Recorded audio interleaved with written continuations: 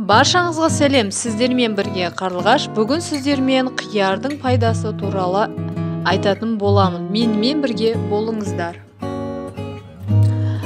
Қияр көптеген ауруға қарсы күреседі. Ағзадан зиянды заттарды шығарады. Қиярдың 95% судан тұрады. Ал су ағзадағы зиянды заттарды шығаратынын білесіздер. Сонымен қатар бұл көкөністің құрамында дәрумендер көптеп кездеседі. Егер сатып алған қиярыңыздың ешқандай химикатсыз өсірілгеніне сенімді болсаңыз, сыртын тазаламай-ақ қойыңыз, өйткені ол С дәруменіне өте бай. Диета ұстаған кезде жеуге болады. Артық салмақтан арылғысы келетін жандарға жеуге болады. Қиярдың құрамына көмірсулар мен майды қалыпты ұстайтын тартрон қышқылы кіреді. В дәруменінің қайнар көзі.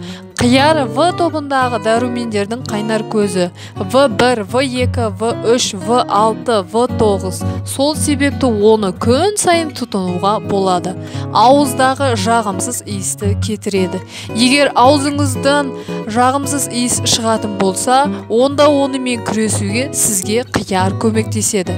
Бұл көкөністің кішкентай бөлігін аузыңызда 30 секунд ұстасаңыз, жағымсыз иіс шығаратын бактерияларды жоясыз. Қатерлі ісіктің алдын алады. Қияр қатерлі ісік ауруының да алдын алады. Сонымен бірге қандағы холестерин мөлшерін азайтып, қысымды қалыпқа келтіреді. Оны көбіне сусамырлар тұтынады. Тері мен шашыңызға да пайдалы. Теріңіз күнге күйіп кеткен жағдайда қиярды қолданыңыз. Көкөністі тазалап, теріңізді күйген жеріне қойыңыз. Осындай жолмен сіз қабынудың алдын аласыз. Егер теріңізге ағартқыңыз келсе, онда қиярдан маска жасаңыз. Қиярдың құрамындағы кремний мен күкірт шашыңыздың өсуіне де көмектеседі. Қиярды өзіңіздің ас мәзіріңізге қосуға ұмытпаңыз.